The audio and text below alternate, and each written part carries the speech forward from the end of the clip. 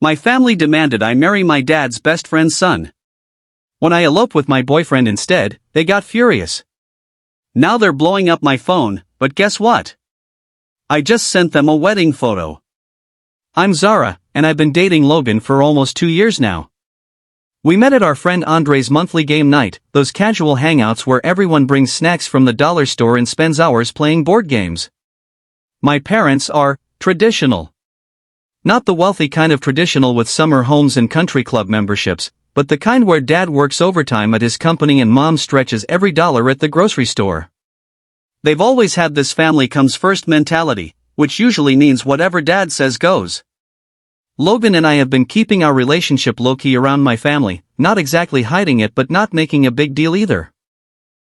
He comes to some family events, brings flowers to my mom, which she aggressively puts in the kitchen instead of the living room, and tries his best to talk sports with my dad, who usually just grunts in response. So yesterday, I show up for our regular Sunday dinner. Everything seems normal. Mom's making her famous pot roast that she stretches to last the whole week, Dad's TV, and my sister Vera is texting on the couch. Then I notice extra places set at the table. Who else is coming? I ask Mom while helping her with the salad.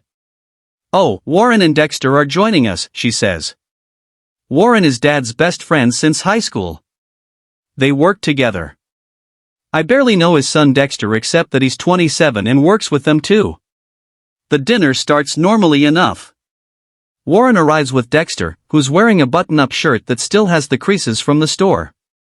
My mom keeps serving him the best pieces of meat while giving me these weird, meaningful looks. Vera keeps kicking me under the table and widening her eyes like she knows something I don't. Then, between the pot roast and Mom's box mix brownies, my dad clears his throat. Sarah? Warren and I have been talking. I'm already getting that weird feeling in my stomach, you know the one, when you just know something bad is coming. Dexter here is ready to settle down. Warren jumps in, beaming like he's announcing a lottery win. And we thought, what better match than our two families coming together? I nearly choke on my water. What? It makes sense, my dad continues, not even looking at me. Warren and I are expanding the business. Dexter's going to take over his father's part eventually. You two would make a good match. I'm sitting there, fork frozen halfway to my mouth, while Dexter stares at his plate, looking about as comfortable as I feel. The brownie in my mouth turns to sawdust. I'm dating Logan, I say, stating what everyone at this table already knows. My mom waves her hand dismissively. Oh honey, that's just a young girl's fancy. We're talking about your future here. Your mother's right, Dad adds. Logan's a nice enough kid but he's not going anywhere. Dexter here has a real future in the business. I look at Dexter, who's still fascinated by his brownie. He hasn't said a word this entire time. Warren's grinning like he just solved world hunger. And my parents are looking at me expectantly. This is insane, I said. I'm not marrying Dexter. I love Logan. My dad's face does that thing where it turns slightly purple. This isn't about love, Zara. This is about family and future. As I'm heading for the door, I hear my dad. You have until the end of the month to end things with that boy. We're announcing the engagement at Warren's birthday party. I didn't say anything else, just grabbed my crossbody bag and left. My phone's constantly buzzing with messages from relatives I barely see, all experts on why I'm making a huge mistake. Vera keeps me updated on the home front. Apparently Dad's now talking about writing me out of his will, which would be more threatening if there was anything to inherit. When I catch myself wavering, I look at Logan, maybe playing Wordle on his phone, or doing that thing where he hums while washing dishes, and I know I can't give in. We're not some business merger assets. This is our lives, even if right now those lives involve sharing a single bath towel because we forgot to grab mine during the Great Escape. For now, we're taking it day by day. Apartment hunting during lunch breaks, blocking new numbers as they pop up, and trying to figure out our next move. At least we have each other, even if our current date nights consist of comparing rental listings over microwave ramen. Second update. Hey Reddit, some of you might remember me from my previous posts about my parents trying to arrange my marriage to my dad's best friend's son, Dexter. Well, a lot has happened in the past week, and I'm writing this from a 45-night motel room while eating leftover pizza and still wearing my $30 Amazon dress. It wasn't exactly the wedding I dreamed about as a kid, but honestly, it was perfect in its own weird way. The decision to elope came after finding out my parents had started sending out pre-engagement party invitations to that fancy barn venue they booked. My sister Vera sent me a photo of the invitation. They'd even picked out my future married name and everything. That was the final straw. Logan and I had been talking about marriage anyway, especially since we've been living together for the past few weeks. One night, while sharing a bowl of microwave mac and cheese and watching our neighbor's cat through the window, we've named her Princess even though she's not ours. We just looked at each other and knew. We planned it for a random Tuesday, not because it was special, but because we both managed to get the day off work, and the courthouse had an opening. Andre, Logan's friend, not my dad's, agreed to be our witness. I bought a simple white dress from Amazon that honestly looked better in the photos, and Logan wore his one good button-down shirt, the one without any wrinkles. The morning of everything that could go wrong did. The zipper on my dress got stuck. Logan's car made that weird noise again and wouldn't start. We had to take an Uber to the courthouse, splitting the fare 3 ways with Andre because we're all broke. The driver kept asking why we were dressed up, and we just said we had a court appointment. Technically true, right? The ceremony itself took maybe 10 minutes. The clerk was eating her lunch while processing our paperwork, and there was a guy in the corner frantically filling out jury duty forms. Not exactly romantic, but we couldn't stop grinning like idiots. Andre took photos on his phone. Most of them are blurry, but there's one good one where Logan and I are just looking at each other and laughing because I almost dropped the $12 ring we got. We celebrated at the diner around the corner, split a plate of fries and a milkshake because that's what was left in our budget. Andre insisted on paying for his own coffee, saying it was his wedding gift to us. The waitress gave us free pie when she found out we'd just gotten married, first bit of wedding luck we'd had all day. Then came the hard part, telling people. We decided to do it through a simple Instagram post, just that one good photo Andre took with a casual caption. So, we did a thing. The first response was from Ophelia, just a string of heart emojis. Then Vera called, simultaneously laughing and crying. She was happy for us but worried about the fallout. Which, well, she was right to be. My mom saw the post while at the grocery store. I know this because she called me from the parking lot, sobbing so hard the cart attendant asked if she needed help. She kept saying things about how she'd never be able to show her face at church again. How could I do this to the family? What about the venue deposit? Dad's reaction came through Vera.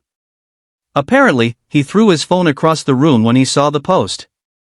Warren, his best friend, immediately drove over to their house. Dexter surprisingly liked our Instagram post and even commented congratulations, which probably didn't help the situation. The extended family response has been a mix of shocked Facebook messages, angry texts, and a few quiet congratulations. My cousin tagged me in a TikTok about ungrateful children. Real mature. We're currently laying low in this motel because our apartment application is still processing, and Logan's lease ended yesterday. The room smells like old cigarettes, and the Wi-Fi keeps cutting out, but it's our first home as a married couple. We've been watching random YouTube videos on Logan's phone and ordering cheap takeout, making the best of it. The wedding venue called. Turns out my parents tried to cancel my engagement party but still lost the deposit. They're apparently telling everyone I forced them to book it, which is a creative interpretation of events. Money's still tight. We're both picking up extra shifts when we can, and I'm selling more stuff on Poshmark. The apartment we applied for isn't fancy. It's a ground floor 1-bedroom with a weird layout and no dishwasher. But it would be ours. The leasing office said they'd let us know by Friday. Vera's been our main source of news from home. Mom's apparently redecorated my old room already. Took down all my photos and everything. Dad's telling everyone at work that I'm going through a phase. Warren's wife keeps trying to arrange a family meeting to fix things. The strangest reaction came from Dexter himself. He sent me a DM saying he's actually relieved because now he can finally tell his dad about his girlfriend. Apparently they've been dating for over a year. And she's not just a streamer. She's also a single mom. Warren would definitely not approve. Logan and I are taking it day by day. Sometimes I wake up panicking about everything we've done, but then Logan makes me laugh by trying to cook ramen in our motel room's coffee maker. And I remember why I chose this. It's not perfect, but it's ours. Third update. Sometimes truth comes in the most unexpected ways. In my case, it came through a stack of water damage papers I found while helping Vera clean out our flooded basement after last week's storm. The basement incident happened when Vera called asking for help. Mom and Dad were at some church fundraiser, and she was panicking about water seeping in. Logan and I drove over to help save what we could. While moving boxes to higher ground, I found Dad's old filing cabinet had tipped over. Papers everywhere, mostly soaked. As we were sorting through what could be saved, I found something interesting. Loan documents. Lots of them. All with Warren's signature, and my dad as guarantor. The dates went back years. Small loans at first, then bigger ones. The most recent was from just before this whole marriage mess started. Some had red final notice stamps. Others had payment schedules with missed check marks. It was like looking at a timeline of Warren's business slowly sinking. But here's where it gets weird.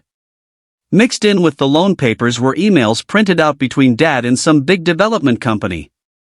They were interested in buying both businesses, Dad's and Warren's, but only if they came as a package deal. The offer was actually decent.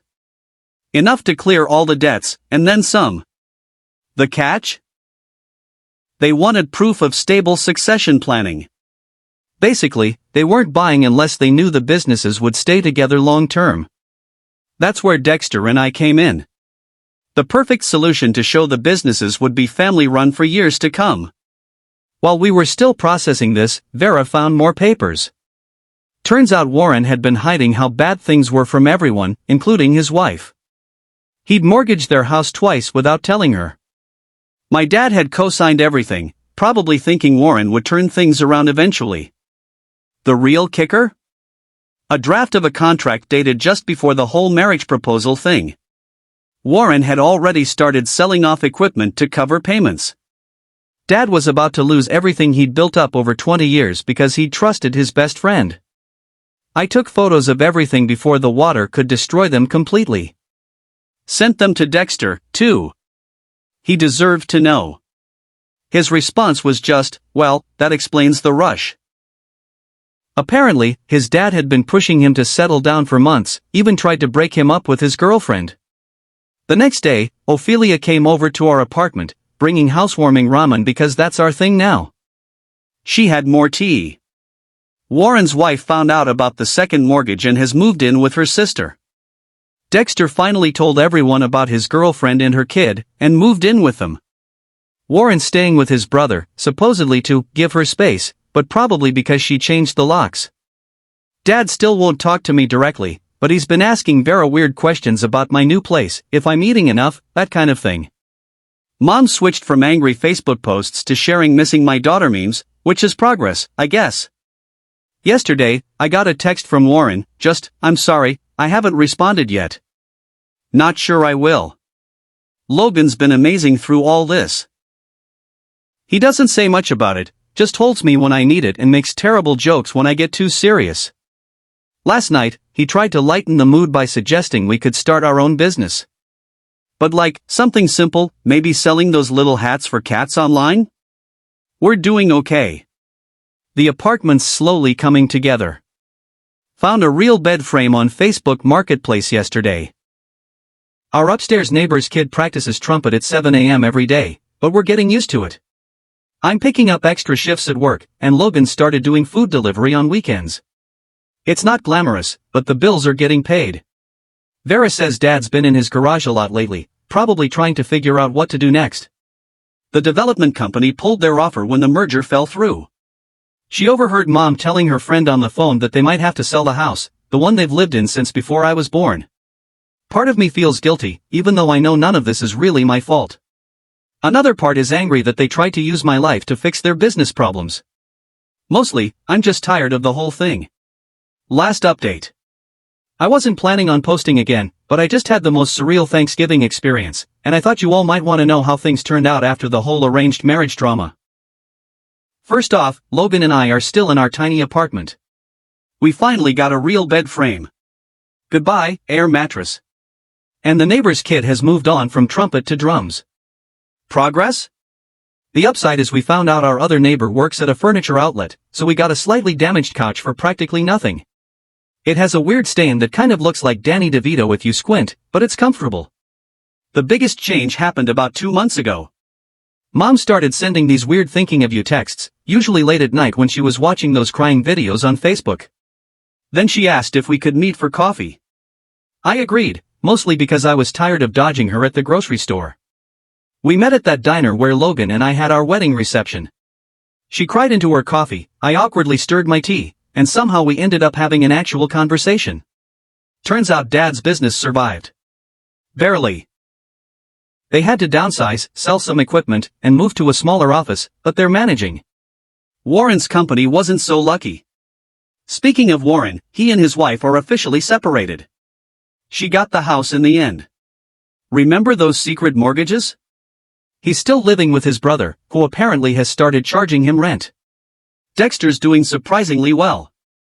He moved in with his girlfriend and her kid, started streaming on Twitch himself, and actually makes decent money doing it. His mom told my mom he seems happier than he's been in years. He and Logan even game together sometimes, which is weird but kind of nice. Dad took longer to come around. The breakthrough came when our car broke down again. Seriously, this thing is held together by hope and duct tape at this point. Logan was trying to fix it in the apartment parking lot when Dad just showed up. Vera had mentioned it to Mom, who mentioned it to Dad, and, well, he didn't say much, just started helping with the car. Now they have this weird thing where they text each other car maintenance videos.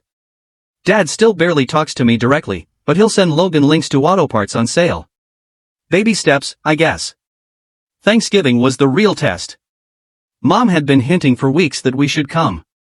I was hesitant. But Logan pointed out that free food is free food. We're still on a tight budget. So we went. It was awkward. So awkward. Aunt Alice kept making pointed comments about unconventional life choices. Uncle Bob pretended we weren't there. But Vera and Ophelia ran interference like champs. And Mom actually put our wedding photo on the mantle. Right next to that horrible school picture of me from 7th grade with the braces and butterfly clips. The surprise guest was Warren's ex-wife. Apparently, she and Mom are still friends. She brought this amazing sweet potato casserole and spent most of dinner telling everyone about her journey of self-discovery and her new hobby. Dad looked like he wanted to disappear into his mashed potatoes. The real highlight was when cousin Andre, not Logan's friend Andre, keep up, announced his engagement. Everyone immediately started planning this huge wedding, talking about venues and flowers and whatnot. Mom caught my eye across the table and actually winked. Progress. Our apartment is still small, but we've made it home. The ring finally turned my finger green, but I kind of like it. Matches our aesthetic. Logan's car is still making that noise, but we're saving up for a new one. Slowly. Very slowly. Work is work. Nothing exciting, but we're both getting by. Logan started taking some online courses in computer stuff. I'm thinking about it too, but for now, I'm just trying to pick up extra shifts when I can. Vera comes over a lot, usually with food from Mom. I think she's Mom's spy sometimes, reporting back about whether our apartment is clean or if we're eating vegetables. But she also brings gossip about Warren and Dexter. His girlfriend's kid now calls him Papa D.